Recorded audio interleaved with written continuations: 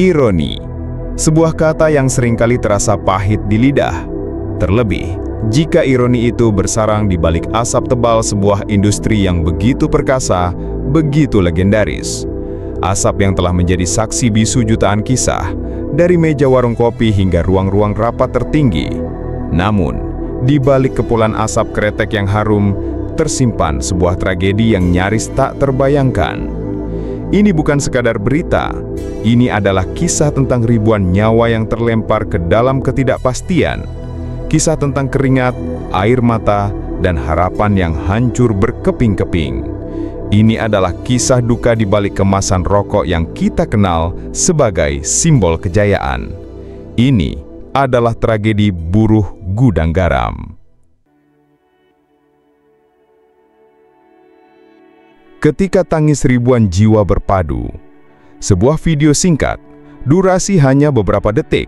Namun, dampaknya, bak gelombang tsunami yang menggerus setiap sudut hati nurani. Di sana, kita melihat mereka, para buruh gudang garam, dengan seragam biru dongker dan merah berpelukan erat. Air mata jatuh, bukan karena kebahagiaan, melainkan karena perpisahan yang dipaksakan. Ini bukan adegan syuting. Ini adalah realita, potret memilukan dari sebuah akhir yang tidak pernah mereka bayangkan. Sebuah narasi pendek yang menyertai video itu menuliskan, video viral ribuan buruh gudang garam di PHK massal. Kata-kata yang singkat, namun mengandung beban ribuan ton. Seolah-olah di antara kesibukan kota dan hiruk-pikuk media sosial, kita diperlihatkan sebuah cermin yang menampar, bahwa di balik megahnya pabrik, ada denyut jantung manusia yang kini ketar-ketir. Dan saat itu, jutaan pasang mata di seluruh negeri bertanya-tanya, apa yang sebenarnya terjadi?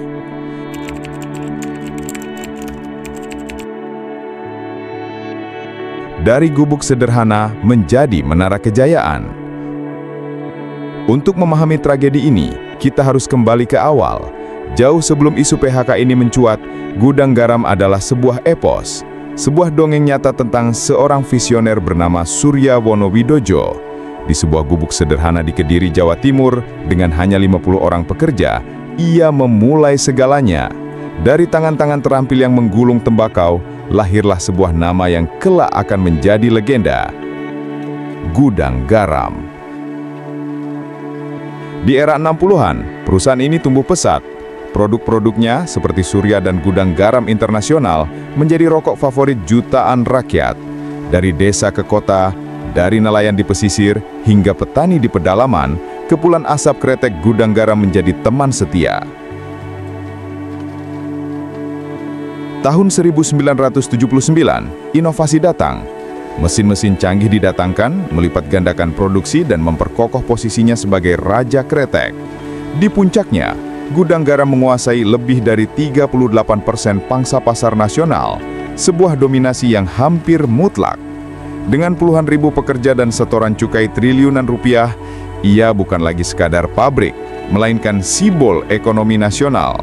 Namun, kejayaan itu kini diselimuti mendung. Raksasa yang begitu perkasa, kini dikabarkan tengah limbung. Pangsa pasar yang dulunya 38%, kini menyusut drastis. Berita-berita ekonomi berteriak tentang anjloknya laba, menipisnya pendapatan, dan di tengah deru mesin yang melambat, muncul bisik-bisik tentang sebuah kata yang paling ditakuti oleh setiap buruh, PHK. Kabar itu menyebar cepat, bagai api yang membakar padang kering. Dimulai dari media sosial, kemudian meluas ke seluruh kanal berita.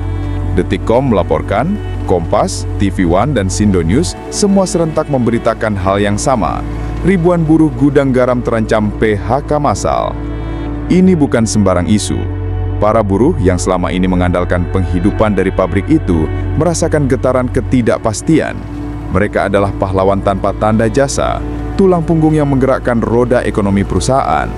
Namun, kini mereka dihadapkan pada kenyataan pahit, sebuah kenyataan yang bahkan belum dikonfirmasi secara resmi oleh pihak perusahaan, namun telah dikuatkan oleh video viral dan laporan-laporan dari serikat buruh. Ketua Konfederasi Serikat Pekerja Indonesia atau KSPI, Said Iqbal angkat bicara. Ia membenarkan adanya laporan dari anggotanya terkait PHK ini. Ia tidak bisa berdiam diri.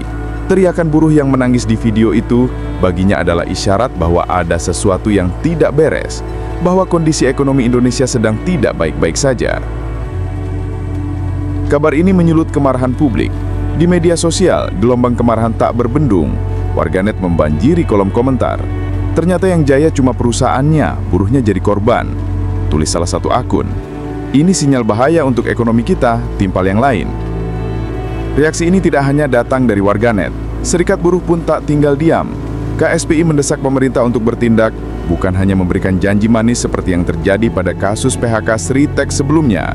Mereka menuntut kejelasan dan yang lebih penting, intervensi pemerintah untuk menyelamatkan ribuan buruh ini.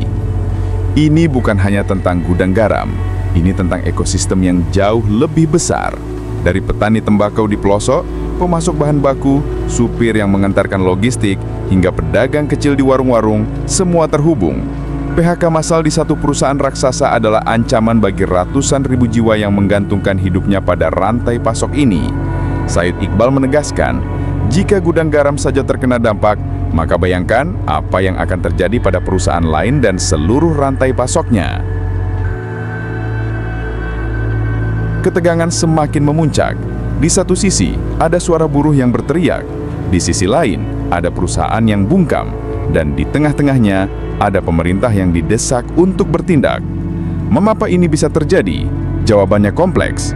Presiden KSPI menyoroti beberapa faktor. Pertama, daya beli masyarakat yang menurun. Harga-harga naik namun penghasilan stagnan. Akibatnya konsumsi rokok menurun drastis. Kedua, pasokan tembakau yang terbatas dan kurangnya inovasi produk.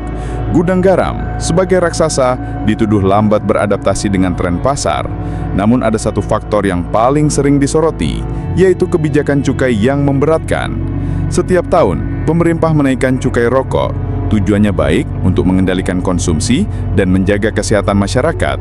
Namun ironinya, kebijakan ini justru dianggap sebagai salah satu pemicu utama anjloknya industri rokok. Harga rokok legal melambung dan rokok ilegal tanpa cukai merajalela. Ini adalah dilema yang rumit. Di satu sisi negara harus menjaga kesehatan rakyat, namun di sisi lain, negara juga harus melindungi industri dan nasib para pekerjanya. Setelah badai reda, apa yang tersisa? Jika PHK ini benar-benar terjadi, konsekuensinya akan sangat besar. Ini bukan hanya tentang angka di laporan keuangan, namun tentang ribuan kepala keluarga yang kini harus menghadapi malam tanpa kepastian. Anak-anak yang mungkin harus putus sekolah, cicilan rumah dan kendaraan yang terancam macet, para pemilik kontrakan yang ketar-ketir karena penghuninya tak lagi bisa membayar sewa. Ini adalah efek domino yang mengerikan, sebuah pukulan telak bagi ekonomi, dan lebih dari itu, sebuah pukulan telak bagi kemanusiaan. Tragedi ini bukan hanya milik gudang garam, tapi cerminan dari rapuhnya fondasi ekonomi yang kita pijak. Sebuah peringatan bahwa di balik setiap kebijakan, ada wajah-wajah manusia yang menggantungkan hidupnya pada keputusan itu. Ribuan buruh itu, mereka bukan hanya sekadar angka. Mereka adalah simbol perlawanan, simbol ketabahan. Mereka adalah wajah-wajah yang mengingatkan kita bahwa di balik kemasan yang mengkilap, ada cerita yang tak pernah kita baca. Di balik setiap kepulan asap, ada harapan yang bisa padam kapan saja. Kisah ini adalah peringatan bagi kita semua, bahwa kejayaan sebuah industri tidak bisa diukur hanya dari laba yang dihasilkan. Ia harus diukur dari seberapa besar ia bisa menyejahterakan para pekerjanya. Bahwa sebuah kebijakan tidak boleh hanya melihat angka, tapi juga harus melihat dampak kemanusiaannya. Kini, kita hanya bisa berharap agar pemerintah dan perusahaan bisa menemukan tengah. Berharap agar tangis yang terlihat di video itu tidak menjadi tangis yang berlarut-larut. Karena pada akhirnya, di balik setiap kemasan rokok, ada cerita tentang perjuangan. Dan perjuangan itu tidak pantas berakhir dengan air mata.